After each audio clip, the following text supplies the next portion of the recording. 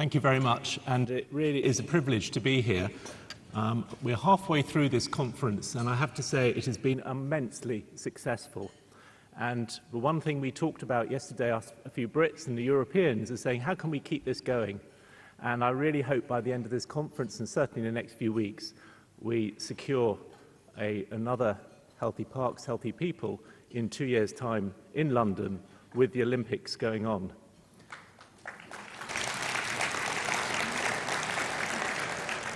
But, Minister, ladies and gentlemen, I just thank you for putting this conference on, for the immense amount of work that's gone on. John Senior has been at my side most of the time, and I always has got time, everyone's got time. Mark Stone for this vision that's taken forward and taken root, and I'm really hoping that will continue on an international basis.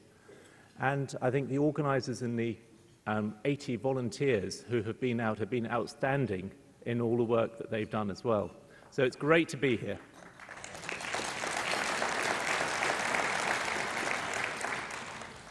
So I'm still a GP, and as a GP I look at individuals. I look at data, but I look at individuals, and here's Ed. Ed in his favourite tree, and this is where he will have his memories. I think we heard yesterday from about the soul of the outdoors that continues from a child all the way through to an adult. And Richard Louv said it was in his heart when he was a child, and it's in his heart now. And Ed will have that tree and the memories of it in his heart. The thing is that things have changed, and he can't get to that tree very often. Richard made reference to this diagram, which is really sad in the way that we've gone forward in our lives. Here is circles of the scope where people could actually walk and run and do all their ordinary things as a child on their own. Now, Ed's great-grandfather, when he was 8, was able to go around that large oblong shape, and he could go down and play football, go fishing into the woods. When Ed's grandfather, on the left at the bottom there, was 8 years old, he had a mile in his area, and that was about 1950s. He could go fishing still, he could go to the woods. And then his daughter, when she was 8, on the top right, which was Ed's mother, she had half a mile, which was to get her to the swimming pool on a bike.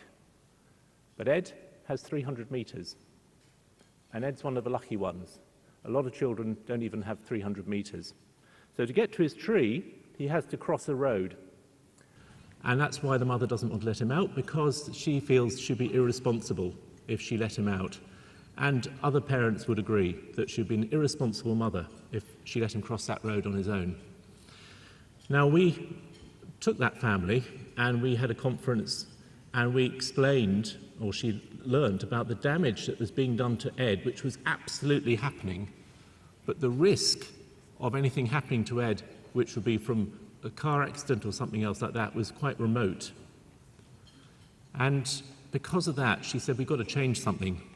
So she actually took the other mothers and said, we've got to do something with our children, and they now take it in turns to take the children across that road into the woods. And the other children can play and roam around free, and those memories will remain with them forevermore. So it was when she realised that damage was being done without any doubt by keeping him indoors that there was some action. Unfortunately, most of our children don't have a mother like that, or don't have the role model. Meet Julie. Now, Julie doesn't do any activity.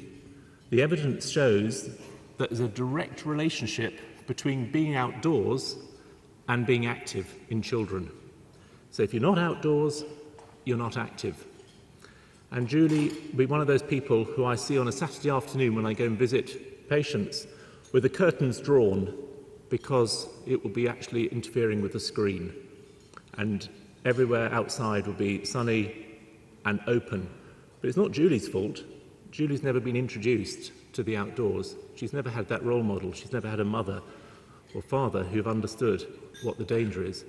And I think we have to come to this whole agenda with a real compassion, a compassion for people like Julie whose opportunities aren't there.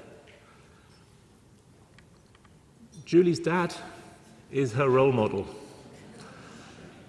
Now, if anyone's interested in biodiversity, just look at those socks. There are probably more undiscovered species in those socks than anywhere else in some jungles, but nobody's been to number 32 Hurstbeer Point to find them. Julie's dad has got diabetes. 10% of the budget of the UK health service is just about on diabetes. That's £10 billion. And diabetes is set to increase, and it will be about £20 billion in the next 30 to 40 years. And the diabetes is simply because of inactivity and diet. It's very simple. But Julie's dad, again, it's not his fault. You can't blame. He's just not got the self-esteem, the opportunity, someone to give him that leadership to take him forward. Again, a compassion that here is an opportunity, here's a man whose potential is so huge. Other things are quite huge as well in him, but potential is huge, but they're not being realised because he's not being able to get outside. And Julie's grandmother is where we start to really worry, because we've got a whole baby boomer generation coming up to old age who haven't been exercising and who have been overweight. And we know that if you haven't been exercising, then they're not going to be independent. We're not going to be independent if we don't exercise, because we're all going to be moving in that direction.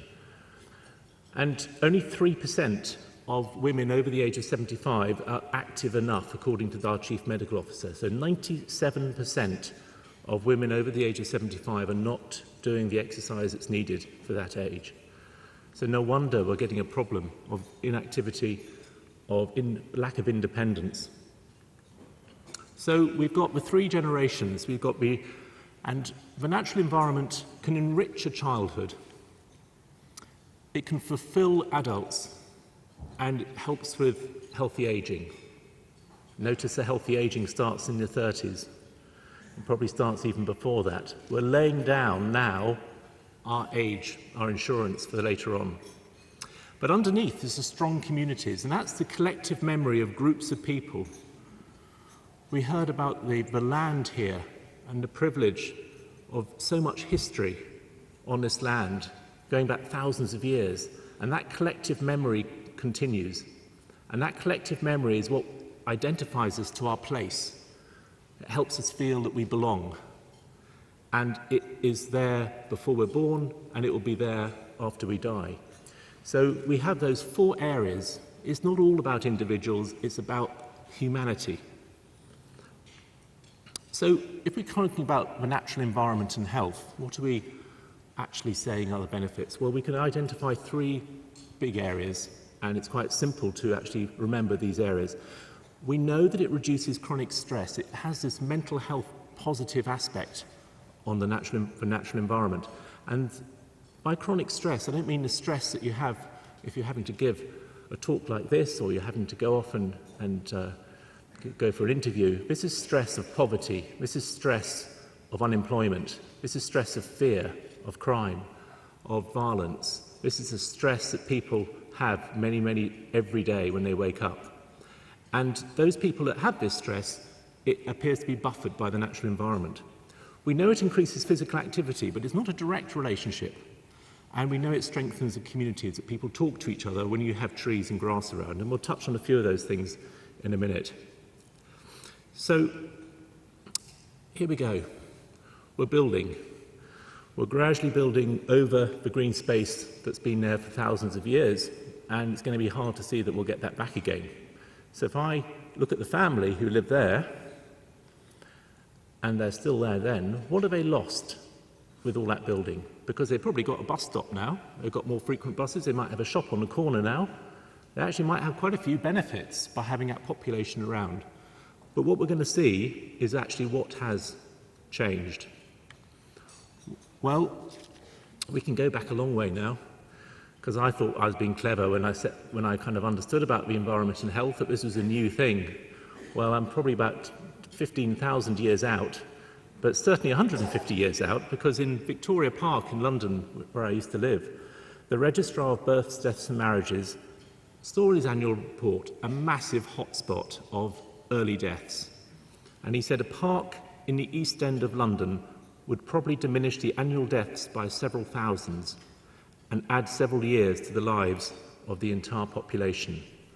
First cost-benefit analysis of the health of a park. And Queen Victoria agreed only after 30,000 people signed a petition, and Victoria Park is there now and still one of the undiscovered parks in London.